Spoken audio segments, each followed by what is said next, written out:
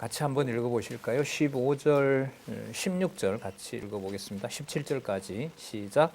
내 하나님 여호와께서 택하신 곳에서 너는 7일 동안 내 하나님 여호와 앞에서 절기를 지키고 내 하나님 여호와께서 내 모든 물산과 내 손을 댄 모든 일에 복 주실 것을 인하여 너는 온전히 즐거워할지니라. 너희 중 모든 남자는 1년 3차 곧 무교절과 칠칠절과 초막절에 내 하나님 여호와의 택하신 곳에서 여호와께 보이되 공수로 여호와께 보이지 말고 각 사람이 내 하나님 여호와의 주신 복을 따라 그대로 물건을 드릴지니라. 그리고 이제 축제를 하는 거예요. 그 공수로 빈손으로 여호와께 오지 말라는 게 빈손으로 오면 혼낸다 이 말일까요? 이게 아니고요.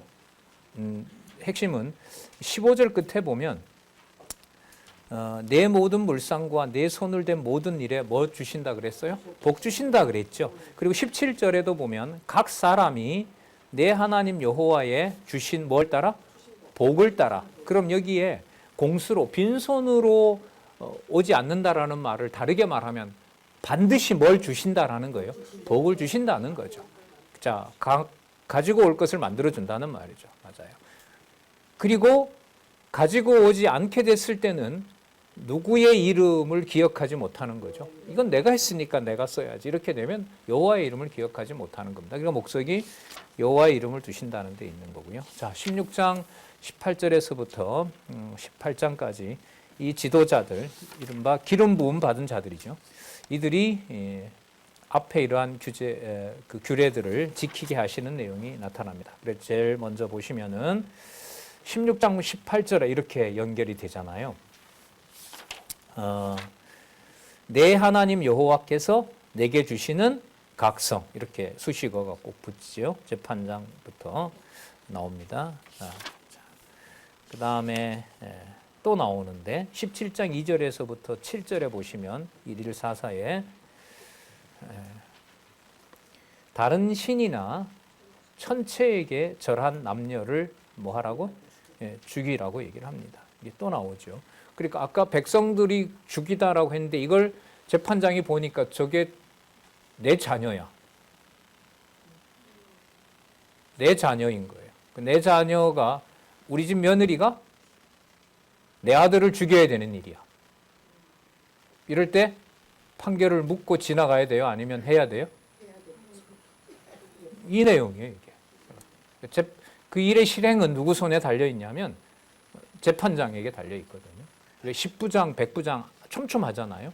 그 유사까지. 그러니까 이게 3명, 5명 단위까지 내려가는 것 같아요.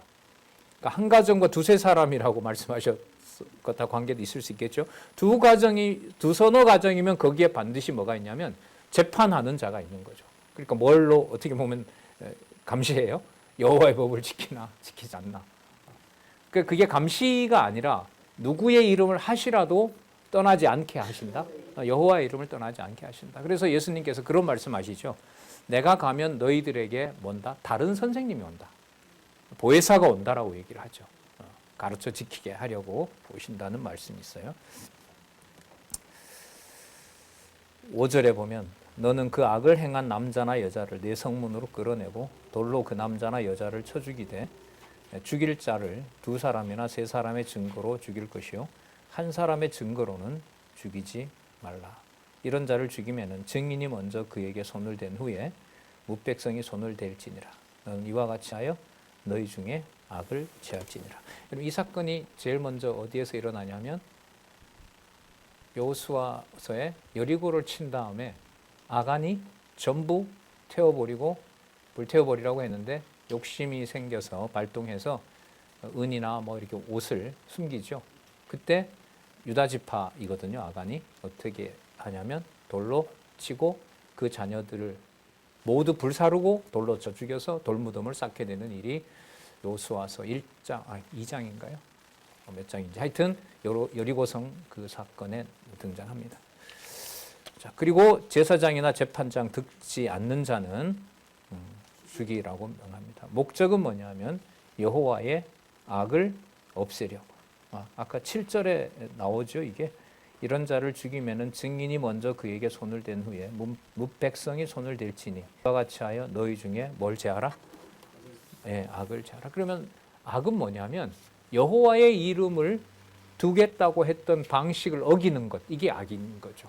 그럼 선악 기준이 선명해지죠. 누구 이름을 기억하는 것이라면 그게 선인 거예요.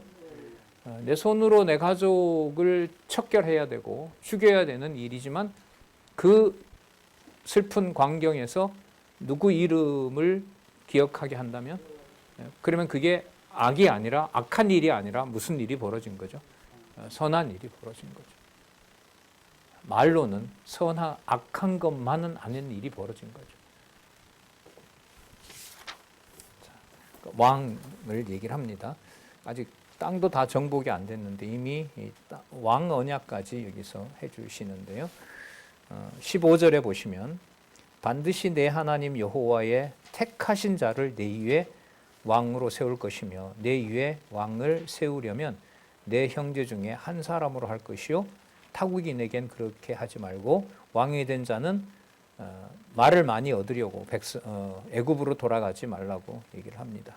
그리고 17절에 보면 아내를 많이 두어서 마음이 미혹되지 말게 하고 은금을 자기를 위하여 많이 쌓지 말 것이라. 그러니까 세상 왕은 다 이렇게 하잖아요. 그런데 이제 왕의 성별을 알려주시고 앞으로 왕을 내 하나님 여호와의 택하신 자, 그러니까 누구 마음에 합한 자여야 돼요. 재판장도 그렇고 왕도 그렇고 여호와의 마음에 합한 자를 알려줍니다. 그리고 세울 왕에 대해서 그러면 여호와의 마음에 합한 왕이라면 무엇을 가장 소중하게 여기게 하실까요? 여호와 이름. 그 이름만 아는 게 아니라 어떻게 하면 여호와를 섬기고 여호와의 뜻대로 율례와 규례를 행하는지. 그러면 늘상 뭐가 있어야 돼요? 기록한 말씀이 떠나지 않아야겠죠. 18절에 보시면 18절 19절 한번 볼까요? 시작. 그가 왕은 레위 사람 제사장 앞에 보관한 이 율법서를 복사하여 평생에 자기 옆에 두고 읽어서 그 하나님 여호와 경외하기를 배우며 이 율법의 모든 말과 이 규례를 지켜 행할 것이라. 그리스도께서 교회의 머리 되시죠. 그죠? 예. 그리스도께서 교회의 머리가 되시고 그가 말씀 그 자체이시라면 그리스도가 통치하는 하나님의 교회는 항상 누구 경외하는 쪽으로 섭리하실까요? 여호와 경외하기를. 그래서 저는 이제 이런 부분에서 과거에 이런 역사가 모든 기독교 가정들의 역사는 묻어두고 가야 될 아주 슬픈 일임에도 불구하고 그것은 유대인들의 경우랑 똑같아. 이 세대들은 여러분들 뭘 봤어요? 앞선 부모와 조부모 세대가 모세에게 어떻게 모세가 재판장 역할을 이제 했다면 거기서 어떻게 죽는지를 살펴본 세대들이에요. 그런데 본인이 받아본 법은 그때 모세를 통해서 준 그 심판 법의 연속선이면서도 그 법이 더 침이 돼요. 목적은 어디에 있냐면 하나님 여호와를 뭐 하도록 경외하기를 배우게 하려는 데 목적이 있는 겁니다. 그러면 여러분 교회가 성장한다? 내가 이 땅에서 신앙생활을 오래 한다라는 것은 어떤 삶에 누적되는 게 어떤 인간적인 어떤 유리한 것, 이득이 되는 것의 축적이 아닌 거죠.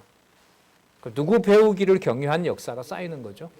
여호와 경유하는 역사가 쌓인 거예요. 그럴 때 예를 들면 고린도전서 15장에 부활이 없다는 자를 책망하고 이 땅에 흘린 수고가 그럼 이게 다 헛것이냐 이런 반박을 하거든요, 바울이. 그러면 왜 그럼 그 자리를 가볍게 볼 수 없느냐? 뭐 당시에 바울이 쓸 때는 뭐 언제 전도자가 죽을지 모르는 상황이잖아요. 발각되면 그냥 유대인들에게 이런 상황이었으니까. 그러면 그 일에서 여호와 하나님을 경외하기를 배운다라는 것이 이스라엘 백성들에게나 바울 시대 일이나 예수님의 경우나 현재 교회나 그 본질은 여러분 다르면 될까요? 안 될까요? 안 되는 거죠. 그러면 그때 그 모든 한국의 교회사, 어떤 교회의 교회사, 성도님들의 교회사, 교회로서의 가정, 그 역사는 누구를 경외하는 과정이었다. 때로는 아무 말도 못하게, 때로는 슬프게, 때로는 분노에 차서, 때로는 아무에게도 말없이, 때로는 감격의 눈물로 어떤 방식으로 여호와를 경외하게 하려는지는 이제 하나님의 주권에 달려 있는 거죠. 분명한 사실은 여기 나와 있는 대로 누구 경외하기를 배우게 하려고 이 땅에 뒀다? 여호와 경외하도록 배우기 위하여. 자, 이 모든 것은 18장으로 넘어가게 됩니다. 제사장의 역할이 매우 중요하죠. 왜? 이들이 누구의 이름을 대신해 주는 자니까, 여호와의 이름을. 그래서 18장 5절에 보시면은요, 이는 같이 읽어볼까요? 18장 5절 시작. 이는 내 하나님 여호와께서 내 모든 지파 중에서 그를 택하여 내시고 그와 그 자손으로 영영이 여호와의 이름으로 서서 섬기게 하셨기 때문에 그렇습니다. 7절도 같이 한번 읽어보겠습니다. 시작. 여호와 앞에 선 그 형제 모든 레위인과 일반으로 하나님 여호와의 이름을 섬길 수 있나니 그 사람의 응식은 그들과 같을 것이요. 그러면 레위인이 먹고 살아야 되는 이유도 분명하죠. 누구 이름을 섬기는 거? 하나님 여호와의 이름을 섬기는 데 있다는 겁니다. 그리고 중요한 것은 기록한 말씀이 사라지면, 선지자들이 바른 기록을 하지 않게 되면 선지자들도 제사장들도 무엇을 기준으로 해야 되는지, 잘하고 있는지 못하고 있는지. 그래서 이제 신명기 이후부터 진행되는 역사 속에서는 신명기서에 기록한 그 말씀대로 지금 이스라엘이 제대로 하고 있는지 하고 있지 않는지, 또 제대로 하기 위해서 여호와만 경외하기 위해서 여호수아서 계속 기록을 하는 거예요. 그리고 그 후대가 보고 여호수아가 인도할 때 이 백성들이 여호와 하나님 기준으로 여호와나, 그 역사 가운데 유다 지파 같은 경우에는 뭘 딱 보겠어요? 자기 지파 중에 하나인 아간의 범죄를 읽겠죠. 아무리 동족이라 하더라도 여호와께서 명시하신 그 법에 의해서 여호와 하나님을 경외하게 하는 사건이 그 아간의 집안을 통해서 일어났구나. 막 거기서 이제 애들이 질문도 하겠죠. 아간이 범죄했지 애들이 무슨 잘못이 있어요? 자녀까지 다 죽이거든요. 애들이 무슨 상관이 있어요? 관련이 없잖아요. 그럼 이제 뭘 모르면, 율법을 모르면 설명을 해줄 수 있을까요? 없죠. 그럼 그 율법을 기록한 선지자가 없으면 알 수가 없죠. 그럼 여호와 경외하는 데서 떠나게 되는 거죠. 그럼 다른 우리 기준의 신을 찾아가는 거고요. 그 신들을 자기 마음대로 막 찾아가는 사건들이 열왕기에 나오죠. 남쪽 유다가 누구보다 더 부패하였더라? 북이스라엘보다 남유다가 더 부패하였더라. 이렇게 북이스라엘이 망할 때 그 지경이고요. 남쪽 유다는 그 이후로 몇몇 개혁이 일어나지만 예레미야 선지자에 의하면 이루 말할 수 없이, 에스겔 선지자에 의하면 환상으로 보여주죠. 대충 그럴듯하게 남아있는 것처럼 보이지만 그냥 우상 소굴로 에스겔에게 멸망 직전에 예루살렘을 그 벽에 뚫린 구멍으로 딱 들여다봤더니 거기엔 그냥 상상할 수도 없는 우상의 소굴이 됐다라고 정죄를 하는 겁니다. 그게 하나님 말씀에 의한 심판이라고 할 수 있습니다.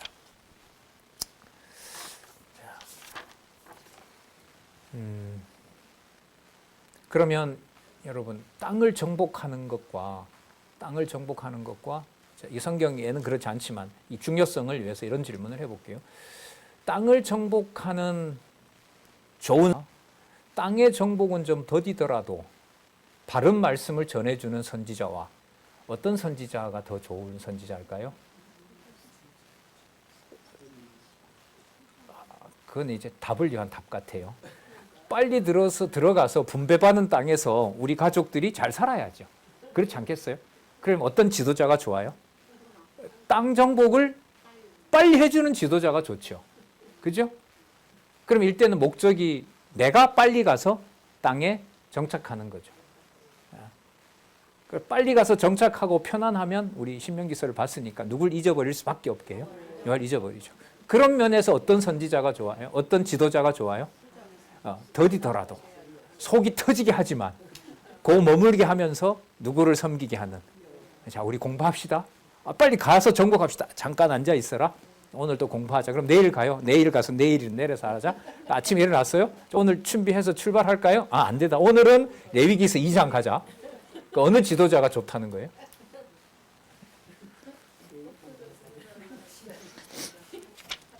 그러니까 말씀을 바로 전하는 선지자를 자주 그 예를 들잖아요.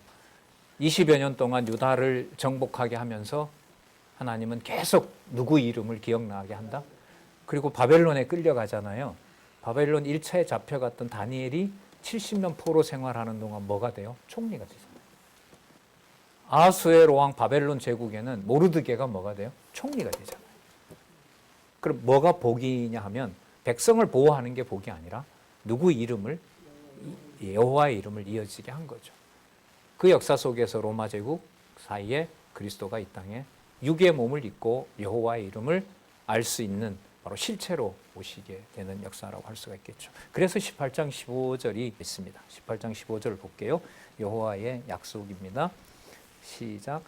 내 하나님 여호와께서 너희 중 너의 형제 중에서 나와 같은 선지자 하나를 너를 위하여 일으키시리니 너희는 그를 들을지니라. 모세 다음에 누구를 말하는 걸까요? 여기서는 여호수아죠. 물론 장차 오실 그리스도 뭐 당연하고요. 자, 그런데 이게 진짜인지 가짜인지 어떻게 알 수 있을까요? 예를 들면 우리는 광야 40년 민수기에서 살펴봤잖아요. 모세한테 달려들잖아요. 같은 지파가. 너만 지도자냐? 너만 레위 지파야? 나도 레위 지파야. 르우벤 지파 고란 땅으로 와서 뭐라 그러죠? 우리가 장자야. 왜 네가 리더가 돼? 이런 상황을 봤거든요. 그럼 이런 거짓 선지자들이 나타난단 말이죠. 모세만 받았냐? 나도 어젯밤에 받았다. 이럴 거 아니에요. 자, 이 기준을 알려줘요. 그런 자들이 나타나는데 그가 바른 선지자인지 아닌지를 내가 알려주겠다.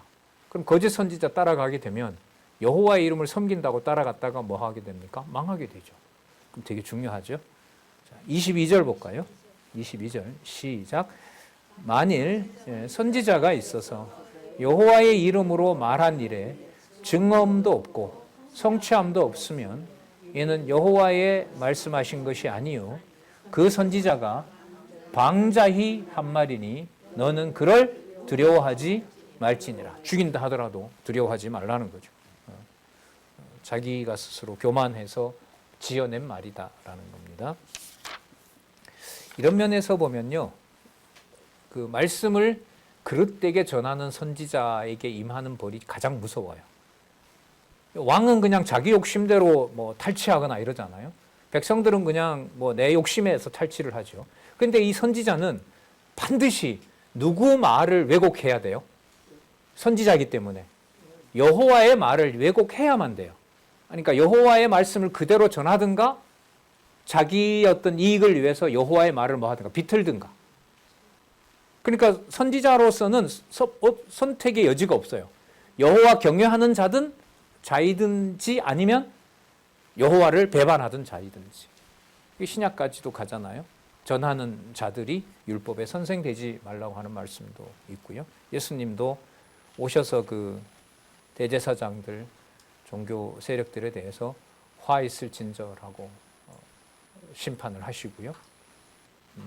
자기 상을 이미 받았다라는 정죄도 해버리는 것을 우리는 복음서에서 잘 알고 있습니다. 자, 그 다음에 이제 19장에서부터 26장까지 앞부분에 나타난 그 내용들을 그 3번이었죠. 12장 18절에 규례에 대한 교훈 다음에 이제 율례 내용이 나오는데, 그러면 율례는 이스라엘 백성들의 그 생명과 생활을 보호하는 일이 돼요. 그러면 이게 생활과 생명 보존, 생명을 보존하고 생활을 온전하게 한다는 게 이미 앞에 답이 다 나왔어요. 땅에 들어갈 것이고 그곳에서 누구를 이름을 두게 하실 것이다. 여호와 이름을 두게 하실 것이다. 그러면 19장에서부터 21장까지 생명에 대한 율례 내용이 나오는데, 내용이 뭐냐면 억울한 죽음이 일어나지 않게 하면서 또 생명을 보호하는 내용이 나오고, 그리고 범죄자의 생명을 구속하는 규례 내용이 나오는데요. 자, 이 내용들 한번 살펴보겠습니다. 19장에 보면 억울한 죽음을 금합니다. 이거 뭐 만드는 사건이죠? 실수로 사람 죽였을 때 어떻게 돼요? 어떻게 해야 돼요? 도피성. 예, 도피성에 가야 되는 거죠. 그러니까 살인하면 그 살인에 대한 형사처벌을 받아야 되는 법이잖아요. 그런데 실수로 그런 일이 벌어진다는 거죠. 그럼 그 일의 목적이 어디에 있냐면 이것도 재미있어요. 여러분 여기에서도 이제 너희들이 그 땅에 들어가면 이쪽 세 곳, 이쪽 세 곳 이렇게 요단강 동편 땅과 서편 땅에 도피성을 만들어준다 이렇게 나올 줄 알았는데 성경을 보니까 똑같은 수식어가 붙어요. 내 하나님 여호와께서 너희에게 주는 땅에 이를 때에. 이게 도피성에서도 나타나요. 도피성 이러면 제일 먼저 듣기에 여호와 하나님 보다가 어떤 생각이 떠오르세요? 사람을 죽였는데 뭐 할 수 있구나, 살 수 있구나. 이게 또 딱 다가오잖아요. 네, 그렇죠? 근데 성경은 이렇게 기록을 안 해요. 볼게요. 2절 보시기 바랍니다. 19장 2절. 자, 19장 1절부터 강조를 하기 때문에 제가 읽어볼게요. 내 하나님 여호와께서 이 열국을 멸절하시고 내 하나님 여호와께서 계속 강조하잖아요. 그 땅을 내게 주심으로 내가 필경 그것을 얻고 그들의 각 성읍과 각 가옥에 거할 때에 이렇게 나오는 거예요. 그냥 그 땅에 들어가면 이렇게 아니고요. 계속 누구를 강조해요? 여호와 하나님. 자, 2절. 내 하나님 여호와께서 내게 기업으로 주신 땅에서 새 성읍을 너를 위하여 구별하고. 다시 3절에 내 하나님 여호와께서 내가 유업으로 주는 땅에서. 그러면 도피성 목적은 분명해요. 거기 가서 누구 기억하는 거? 그렇죠. 이게 이렇게 선명해요. 이게 여러분 출애굽기는 이렇게 안 나와요. 레위기서는 이런 식으로 강조하지 않아요. 그냥 이렇게 하려고 생명을 보존한다 그러는데 신명기서에 오면 목적이 확연해집니다. 누구 이름이 붙는? 내 하나님 여호와, 우리 주 하나님 여호와 이렇게 이제 명시를 하고 있습니다. 분명하죠. 성경 기록 목적이. 9절에 보면 또 내가 나의 오늘날 내게 명하는 이 모든 명령을 행하여 내 하나님 여호와를 사랑하고 항상 그 길로 행할 때에 이 셋 외에 새 성읍을 더하여 자, 내 하나님 여호와께서 내게 기업으로 주시는 땅에서 무죄한 피를 흘림이 없게 하라. 그러면 도피성의 목적이 실수한 자가 도피하는 성이다가 아니라 신명기서에 오면 자, 이게 바로 율례가 된다. 자, 억울한 자의 생명을 보호는 하는데 그 궁극적인 목적은 앞에 명시한 것처럼 내 하나님 여호와의 이름을 두시려고 한 것을 여호와의 방법으로 하시는 것이다. 이렇게 되는 거죠. 여러분 이걸 생각하고 도피성에 도망가는 것하고요. 또 그 도피성에 온 자를 제사장이 관리하는 것하고요. 이건 거 없이 실수로 죽였어? 빨리 들어와. 이것하고 여러분 차이가 있을까요? 없을까요? 있죠. 그리고 이때 선지자가 그 말을 바르게 전달해 주는 것하고 그 죽인 사람 살리는 법이야. 그 도피성이라는 게 그렇게만 얘기하는 것하고 신명기서에 그대로 기록된 것을 가감없이 전해주는 것하고 차이는 엄청 큽니다. 그래서 예를 들면 우리 인간 중심의 구속이 기독교 목적이다. 성경 목적이다. 성경은 하나님의 살아계신 것을 계시하신 정황무한 하나님 말씀이다. 그 성경과는 굉장히 큰 차이가 나는 겁니다. 이게 이제 성경 신학에서 확증을 되도록 하나님 해주신 거죠. 19장 14절에 보시면 내 하나님 여호와께서 내게 주어 얻게 하시는 땅 계속 반복됩니다. 곧 내 기업된 소유의 땅에서 선인의 정한 선인 열조를 말하는 겁니다. 선인 열조에 정한 내 이웃의 경계표를 이동하지 말지니라. 그 다음에 20장에 가면 전쟁 시에도 생명을 보존하게 하시는 내용이 나타납니다. 싸우러 나갔는데 적이 너무 많은 걸 보고 덜덜덜 떨어요. 그러면 그 지휘관이 와서 정신 차리라고 뒤통수를 한 방 탁 치는 게 좋을까요? 짐 싸가지고 집에 가. 이게 좋을까요? 아니죠. 한 명이라도 더 중요한데 전쟁에는 전쟁하게 해야죠. 아니면 영화에 보면 아시겠지만 딱 머리에다 갖다 대고 내 총에 죽을래? 전진할래? 뭐 이렇게 돼야 되겠죠. 네. 성경은 뭐라고 할까요? 짐 싸서 집으로 가. 이렇게 됩니다. 저도요. 그러니까 너는 왜? 저 어제 결혼했는데요. 그럼 너도 집에 가. 저 집 짓고 바로 왔는데요. 그래도 너도 보따리 싸. 너도 집에 가. 이 기준을, 그리고 이 말은요, 의도가 있어요. 누구 이름을 누구 방식으로 두겠다는 거예요. 그렇죠. 그 백성이 많아서 정복했고 그렇기 때문에 우리가 그 땅을 여호와 이름을 잘 두게 했다는 말을 못하게 하려는 거예요, 이게. 예. 자, 이자도 받지 못하게 하잖아요. 왜요? 그 이자 때문에 자기가 돈 번 줄 알고 착각할까 봐. 그러니까 이제 11조 내게 하고 3년마다 또 11조 드리게 하고 그렇게 하면서 교훈하는 목적이 바로 거기에 있습니다. 자, 그 4절에 보시면 20장 4절에 너희 하나님 여호와는 너희와 함께 행하시며 너희를 위하여 너희 대적을 치고 누가요? 그렇죠. 요것 때문에 그런 거예요. 그 지휘관 입장에서는 보내고 싶지 않죠. 하지만 여호와께서 돌려보내게 하고 여호와께서 그 다음에 나옵니다. 너희를 위하여 너희 대적을 치고 너희를 구원하시는 자니라 할 것이라. 저 보내면 어떻게 해요? 전쟁에서 구원의 주권자는 여호와다. 이거 이제 알게 하려는 거라는 겁니다.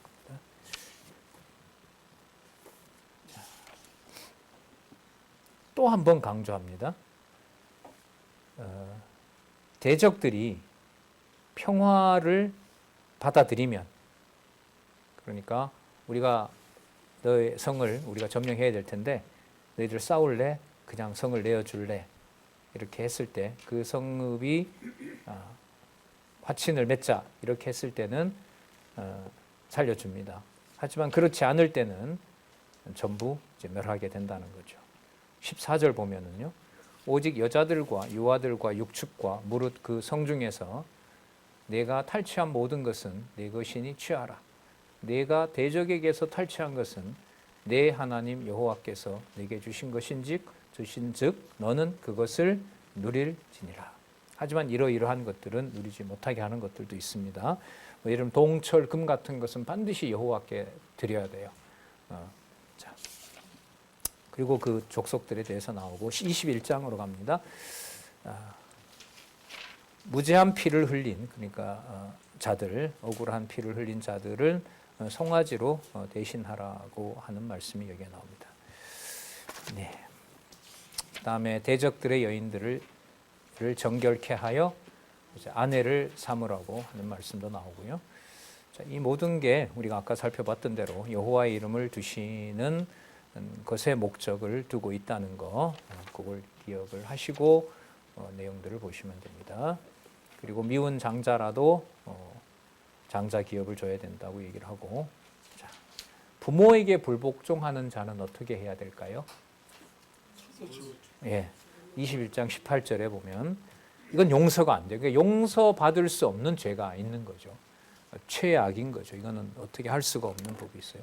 사람에게 완악하여 패역한 아들이 있어 그 아비의 말이나 그 어미의 말을 순종치 아니하고, 이거 말을 순종치 않는다라는 말은 뭐냐면 율법이 기준인 거예요. 그러니까 율법을 무시하고 율법에 있는 말씀을 준수하지 않고 하는 거. 그러면 누구 기억을 하지 못하는 거죠? 그러면 사는 게 좋아요, 죽는 게 좋아요? 아비 손에 돌에 맞아 죽는 게 좋아요? 그래도 회개시켜서 다시 살게 하는 게 좋아요? 그러니까 쉬운 일이 아니라고 이게. 그래도 아이를, 그렇지, 그 아들 어떻게 죽여? 고쳐서 써야지. 그 아비의 말이나 그 어미의 말을 순종치 아니하고 부모가 징책하여도 듣지 아니하거든 부모가 그를 잡아가지고 성문에 이르러 그 성읍 장로들에게 나아가고, 그러면 아이가 순순히 따라갈까요? 술 한잔 먹고? 독주 먹고? 안 가면 뭐 해야 돼요? 인원을 동원해서 내가 내 아이를 잡아야 돼요. 그리고 장로들 앞에 끌어가야 되는 거 아니겠어요? 그 성읍 장로들에게 말하기를 우리의 이 자식은 완악하고 패역하여 우리 말을 순종치 아니하고 방탕하여 술에 잠긴 자라 하거든 그 성읍의 모든 사람들이 그를 돌로 쳐 죽일지니 이같이 내가 내 성중에 악을 제하라. 온 이스라엘이 듣고 뭐하리라? 두려워하리라. 그리고 그 다음에 보면 죽였어요. 그걸 본보기가 되려고, 본보기로 삼으려고 나무에 갖다 매달아 버려요. 그 여러분, 어떤 자가 매달렸으면 누군가의 부모일 거 아니에요. 아니, 누군가의 아들이거나 누군가의 부모이거나 누군가의 형제일 거 아니에요. 그런데 단서가 있어요.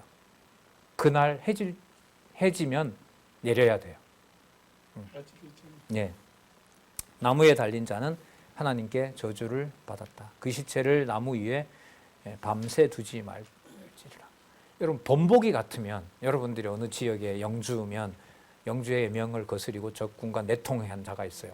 그러면 죽였어요. 처단해서 그걸 오랫동안 달아놔야 돼요. 하루만 걸어야 돼요.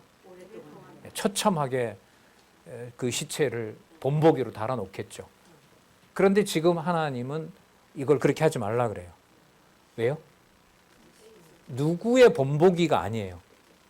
그러니까 여러분 하나님께서 하시는 이 심판의 본보기가 우리 보고 두려워하라고 말씀은 나오지만 그 자체가 목적이 아닌 거예요. 죽음에 대한 두려움을 경고하는 것이 아니라 누구의 이름을 빨리 가르쳐 주는 게 목적이에요. 여호와의 이름을 빨리 가르쳐 주는 데 목적이 있는 거예요. 거기에 주권성을 어디에 쓰느냐? 순서로 봐도 이게 흥미로운데 주권성이 잠언이잖아요. 잠언 앞에 뭐가 나오죠? 뒤로 또 물으니까 또 요즘 본문 보신다고 좀 이 개론이 좀 약화된 것 같아요. 요즘. 이렇게 물으면 대답을 잘 못 하시는 것 같아요. 잠언 앞에 뭐가 나오죠? 시편 나오죠. 시편의 주제가? 자, 그러면 신실성은 누구 이름을 누구 이름답게 관리하신다? 그거 우리 아까 살펴봤죠? 12장 5절 되게 중요합니다. 오늘 아무리 봐도 12장 5절 말씀 중요합니다. 내가 내 이름을 두시려고 택한 곳, 이게 되게 중요합니다. 그럼 여호와의 이름을 보존합니다. 주권성은 악인도 악한 날에 쓴다는 거 아니에요? 그죠? 그럼 아까 돌에 맞아 죽은 내 아들, 나한테 달려들다가 악한 자가 됐잖아요. 그 악한 자도 쓴 거잖아요. 뭐 하게 하려고? 여호와의 이름을 두시려고 하는 곳에 여호와의 이름을 부르게 하려고. 그러니까 여호와께서 언약하신 대로 당신의 이름을 보존하세요. 이게 신실성이죠. 주권성이 붙으면 누구 방법으로? 그걸 주권성이라 그럽니다. 그걸 절대 주권성이라 그래요. 이 절대 주권성은 절대로 그 말 그대로 우리의 이해관계와 타협이 일어나는 걸까요? 아닌 걸까요? 아니에요. 넘어서요. 넘어설 때 이걸 내 능력으로 그걸 수용할 수 있느냐? 없다는 게 성경신학이에요. 그럼 반드시 누가 해주셔야 돼요? 여호와께서 해주시고 여호와가 평가를 해주셔야 돼요. 평가는 각자에게 준 성령 세례를 받은 하나님의 백성들이 각자 그에게 그 말씀을 통해서 깨닫게 하는 겁니다. 그 깊이를 우리는 알 수 없어요. 당장 일어나는지 1년이 갈지 그건 알 수가 없어요. 분명한 사실은 누구 이름을 부르는 시간이 여호와 이름을 부르는. 그러니까 그게요. 여호와 이름을 부르는 과정이라면 삶이 만약에 자기 아들을 부모 입장에서 먼저 이렇게 저주로 죽게 한 다음에 여호와 이름을 부른다라는 게 그냥 여호와 이름을 말로만 부르는 걸까요? 아니잖아요. 1년이 가고 뭐 2년이 갈 수도 있는 거 아니겠어요? 뭐 좀 상상이지만 하나 남은 이놈도 그러다가 또 돌에 맞아 죽었다고 해보세요.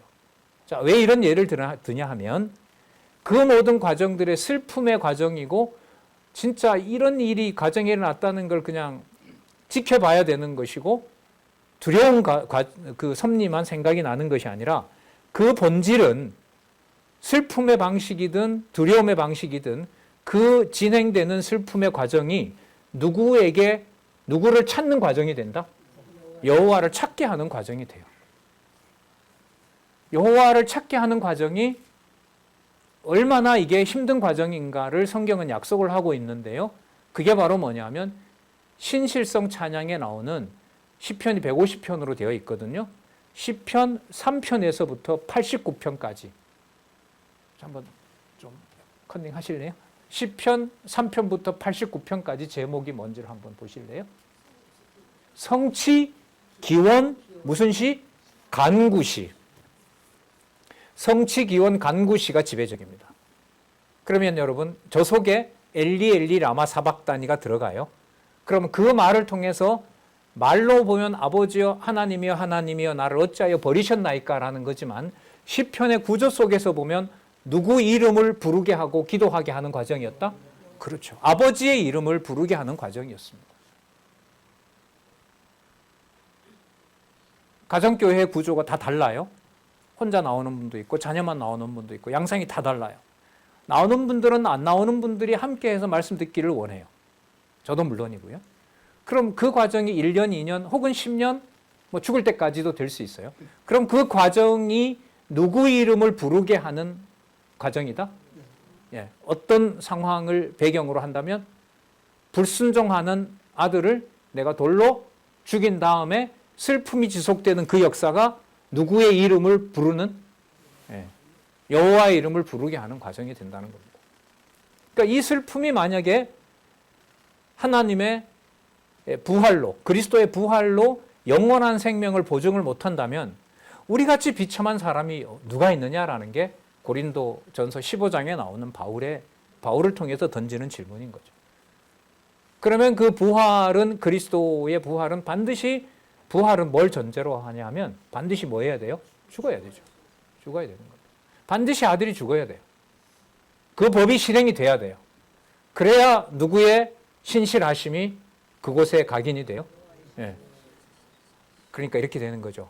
가슴에 아들을 묻은 게 아니라 신비에 뭘 기록한 게 목적이 돼요? 다시요. 가슴에 내 손으로 내 아들을 때려 죽인 것이 가슴에 한으로 못을 박힌 게 아니고 누구의 이름이 신비에 새겨지는 것이다? 여호와 이름이 새겨지는 겁니다. 이렇게 정리를 안 하면은 가정이든 사회든 국가든 교회사든 정리가 되질 않아요. 제가 이번에도 일본에서 수십만 그걸 들었다 했잖아요. 그걸 딱 듣고 아침에 이제 오후부터 행사가 시작이 되는데 아침에 이제 그 교회들은 새벽 기도를 하니까 뭐 새벽 기도도 늦은 시간은 아니었어요. 6시에 이제 앉았는데 어제가 안내했던 이제 선교사님이 어제 일들을 생각하면서 잠시 기도하겠습니다라는 건데 막 걷잡을 수가 없는 거예요.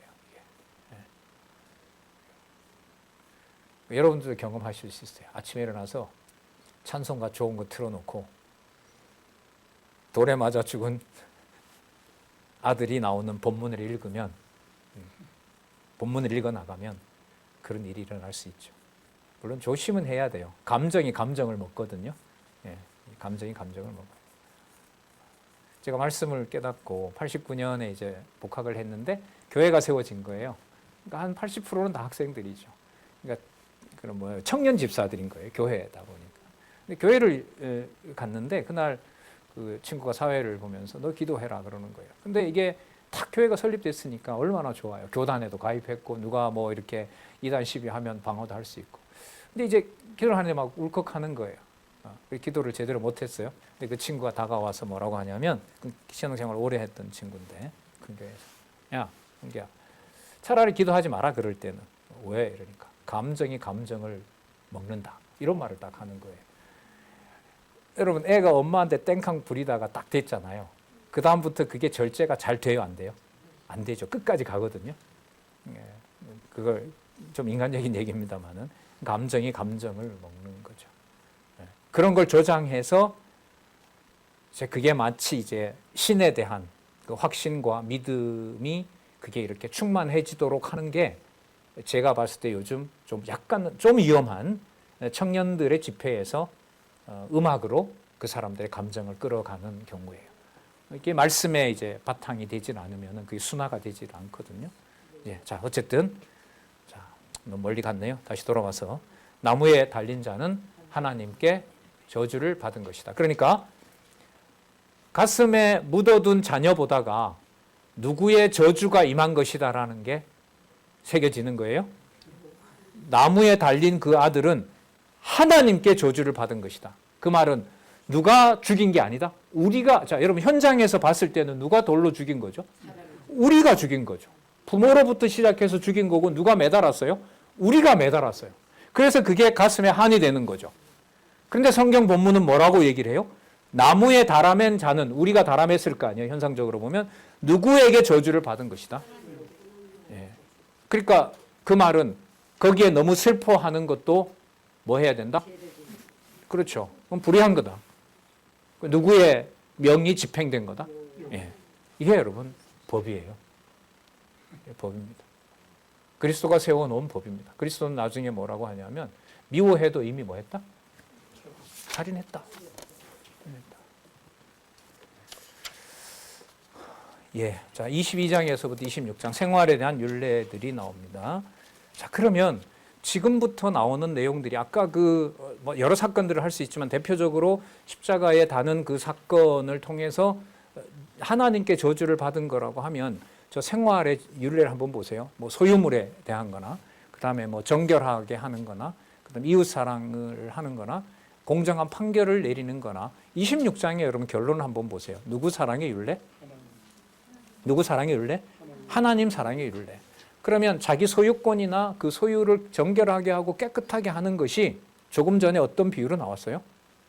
범죄하는 자녀를 죽이고 십자가에 달아서 누구의 이름만 남기려는 여호와의 이름만을 남기려고 하는 거기에 목적이 있기 때문에 22장과 26장의 저 생활은 내 소유고 또 내가 받은 바를 깨끗하게 해야 되는 그 모든 것들의 목적이 바로 여호와께 있다. 여호와의 이름을 두는 곳에서 내가 내 이름을 이 법을 통해서 내가 너희들에게 가르쳐 주겠다. 그리고 계속해서 누구 보낸다? 선지자 보낸다. 이게 복인 거죠. 이게 복이에요. 그러니까 자손 땅 통치 언약이 이루어지면서 말씀을 선지자를 보내서 말씀을 기록하고 전하지 않으면 그 땅에 들어와서 차지하고 뺏은 물건이 얼마나 많아요? 그거 가지고 누구를 망각하게 돼요? 여호와 망각하게 되면 그냥 둬야 돼요? 죽여야 돼요? 멸해야죠. 그럼 이 멸하는 게 저주라고 본다면 그 저주가 누구의 이름을 기억나게 하는 과정이다? 여호와의 이름을. 그래서 복과 저주를 통하여 여호와께서 자기의 선한 일을 이루어 가신다. 그게 신명기의 결론이었죠. 기억나시죠? 복과 저주, 그 다음에 복과 화, 생명과 저주. 그 두 가지를 겸하여 주시면서 아멘 아멘 하라고 그렇게 하고 그 저주가 임할 때에 순순히 가서 잡혀간 곳에서 그곳에서 반항하지 않고 70년 동안 고분고분 살 때에 그때 너희들에게 여호와가 기억이 나고 그 다음에 약속의 땅으로 내가 돌아오게 하겠다. 그럼 목적은 붙잡혀갖고 통곡해야 되는 상황인데 뭐예요? 편안한 것은 아니죠. 물리적으로는 힘들지만은 그곳에 끌려온 것에 대해서 어떠한 일체 불만이 없을 때, 이게 당신의 한 일이라는 게 깨달아질 때, 나무의 아들을 달았지만은 그게 여호와의 법이 지켜지는 것이라고 순화가 될 때, 그때 여호와를 경외하는 일이 완성이 되는 겁니다. 그 과정이 이스라엘의 역사였고요. 그리스도의 삶이었고 그리스도가 오실 때까지 가정교회로부터 시작되는 교회사의 역사라고 보는 겁니다. 아니면 여러분 실제로 기쁜 것과 좋은 것보다가 그런 게 더 많아요. 아니면 기독교 가정에서만 볼 때도 슬프고 짜증나고 뭔가 개선해야 될 게 훨씬 더 많아요. 후자이죠. 그럼 그걸 지금 성경은 어떻게 돌려놓느냐 하면 그 모든 과정들이 누구 이름을 부르게 하는 기도다? 그게 기도 과정입니다. 그래서 항상 쉬지 말고 기도하라. 그럼 쉬지 말고 기도하는 과정이어야 돼요. 그럼 쉬지 말고 기도하는 과정에 우리의 복과 화라는 행과 불행이 교차하면서 쉬지 말고 누구를 찾게 해요? 여호와의 이름을 여호와가 두시는 과정이라고 보면 됩니다. 그것이 자기를 향하신 아버지의 뜻이다. 그게 데살로니가서에 나오는 거죠. 소유 질서도 이제 그런 맥락에서 보시면 되고요. 그러니까 우리 땅 분배받았어. 오늘 우리 좋은 집 짓자. 우리 그동안 또 재물도 많이 얻었으니까. 자, 여기 보시면 이 성경에 나오죠. 여기에서 집을 빨리 지어서 내가 정착하는 데만 몰두하면 인부들의 안전을 걱정 안 해요. 빨리 뭐만 지으면 되니까. 집만 지으면 되니까. 그런데 인부들의 함께 지어주는 사람을 고려 안 하고 난간을 만들지 않으면 집 짓다가 어떻게 돼요? 추락해서 죽어요. 그래서 지금 성경에 나오면 뭘 만들어놔라? 난간을 만들어라. 그러면 누구 목적이 아니에요. 내 집 짓는 게 목적이 아닌 거죠. 그래서 이러한 이제 일들에 대해서 22장에서 소유의 질서에 대해서 얘기를 합니다. 뭐 여자에 대해서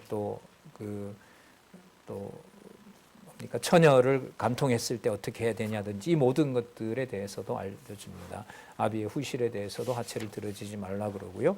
그 모든 것들을 통해서 이 땅이 여호와께서 언약대로 주신 것이다라고 알려주는 내용이고요. 23장 1절에서부터 23절에 보면 정결한 생활 율례에 대해서 알려줍니다. 자, 여러분 이 정결한 생활 율례에서는 이게 중요한 부분이 나오는데 뭐가 중요하냐면 23장 1절을 한번 보세요. 제가 읽을게요. 신랑이 상한 자나 신을 베인 자는 여호와의 총회에 들어오지 못하리라.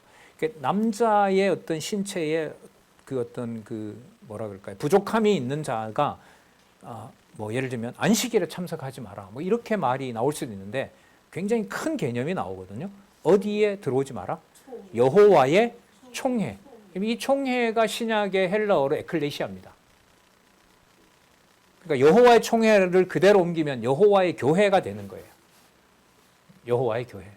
여호와의 교회라는 말이 신약 성경에 제가 이렇게 알려드렸던 209개, 지금까지 찾아온 209개의 여호와 개념을 넣어서 읽으면 사도행전 이후에 그 교회 앞에 여호와라는 게 나오면은 그걸 압축하면 요약하면 무슨 말이 되죠? 교회인데 누구의 교회다? 주의 교회. 이런 건 많습니다. 주 예수 그리스도의 교회, 주의 교회 이런 표현은 나와요. 근데 그 주를 여호와로 바꾸면 여호와의 뭐가 돼요? 교회가 되는 거죠. 언약대로 이루시는 여호와의 교회. 그리고 그 여호와라는 이름 속에는 누구 이름이 들어가 있죠? 예수스. 예수 이름이 들어가죠. 예수의 이름이 뜻이 뭐죠? 여호와는 구원자시다.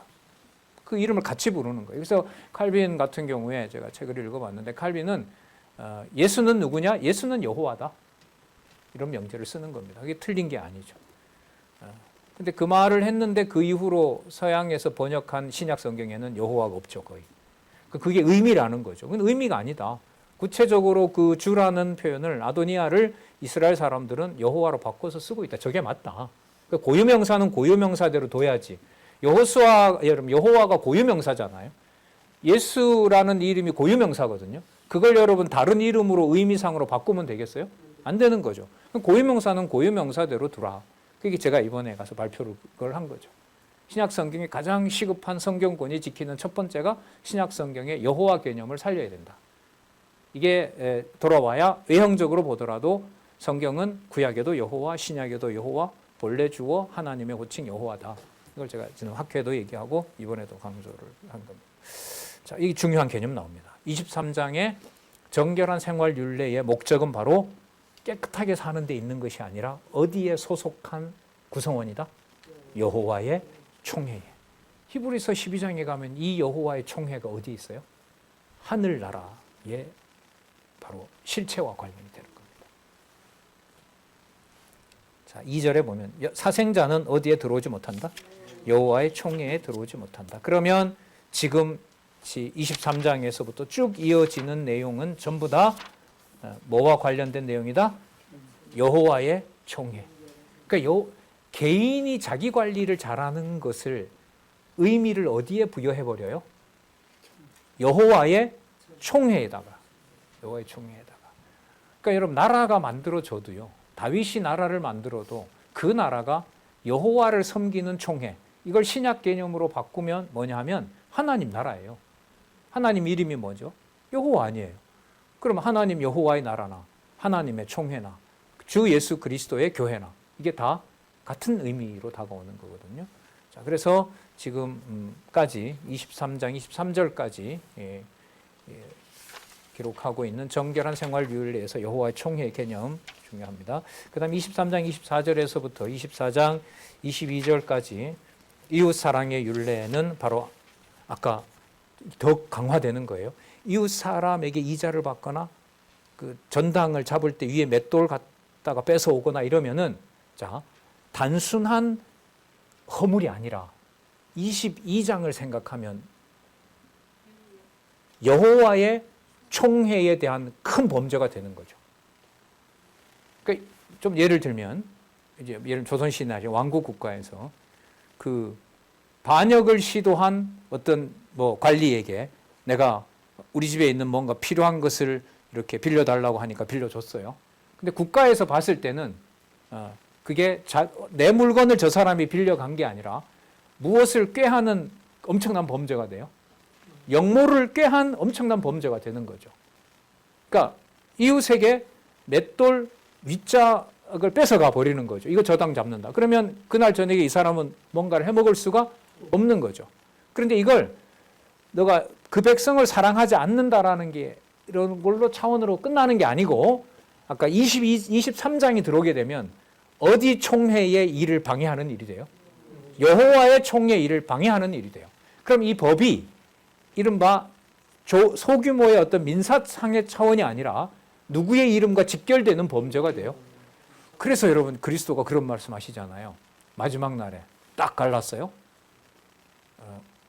양의 편에 선 자들한테 너희들이 내가 굶주릴 때 나를 도왔고 물을 갖다 줬고 나에게 나를 공개했고 그랬더니까 질문을 이렇게 하죠. 제가 언제 주님에게 그렇게 했습니까? 예수님의 대답은 소자에게 한 것이 나에게 한 것이라. 그게 무슨 개념이에요? 단지 이웃을 섬기는 개념이 아니라 그리스도가 통치하는 전체 교회와 관계된 거예요. 여러분 이 상고가 얼마나 중요한지 모릅니다. 가정교회에서 여호와 경외하는 것을 다양한 방식으로 배운 사람이 다른 형제와 이웃을 생각할 때 남을 돕는 방식을 배웠다고 생각해요. 쟤는 저런 가정에서 자라서 교회에서 이런 봉사도 할 수 있고 이런 게 다 그게 기독교 가정에서 자랐기 때문에 그렇다. 그것하고요. 슬픈 가정에서 쟤처럼 못했어요. 우리 가정은 힘들어서 교회 다니는 것도 힘들었어요. 부모가 반대해서. 두 사람으로 보면 똑같이 교회 생활을 할 때 지체를 더 잘 챙기는 사람은 뭐 해본 사람일까요? 아니죠. 남을 잘 섬기는 것에 익숙해져 있는 사람이 훨씬 더 잘해요. 어려워진 사람일 경우에는 무슨 약점이 있냐면 남에게 베풀어 보고 그들과 누리는 기쁨을 경험해 본 적이 없어요. 그래서 그런 말도 하잖아. 이렇게 남녀가 서로 만날 때 그 배경이 중요한 게 남에게 뭔가 이렇게 베풀어 준 어떤 역사가 없어요. 그런 게 부족해요. 그러면 결혼해서라도 뭐 할 수가 없어요. 마음에 있어도 뭐 할 수가 없다. 이런 말도 있는 거예요. 자, 그렇기 때문에 그러나 남에게 잘 베풀지는 못하더라도 그 사람이 여호와를 관구하도록 하는 약간 힘들고 슬픈 역사였다면 그 사람이 교회 생활을 할 때는 사람을 보는 것이 아니라 인간적인 약점, 누구를 빠른 속도로 의지하고 간구하는 데는 빠를까요? 그렇죠. 그런 상대적이긴 하지만 그런 일이 벌어진다는 거예요. 그래서 여기에서 개인의 어떤 정결한 삶이라는 게 그리고 이웃 사랑이라는 것에서 그 의미가 개인이 개인에게 돕는 차원이 아니라 그야말로 누구의 총회? 여호와의 전체 총회와 연관이 되는 겁니다. 그러면 아까 내 손에 죽은 아들의 문제가 가족사의 문제가 아니라 어떤 총회를 거룩하게 하는 일이었다? 이렇게 스케일이 커지는 거예요. 하나님께서 말씀을 통해서 열어주셔야 된다는 거죠. 시간이 지났네요. 지난지도 5분이나 지났네요. 그래도 15분밖에 안 쉬겠습니다. 죄송합니다. 5분을 써서 12시 10분에 계속 이어가도록 하겠습니다.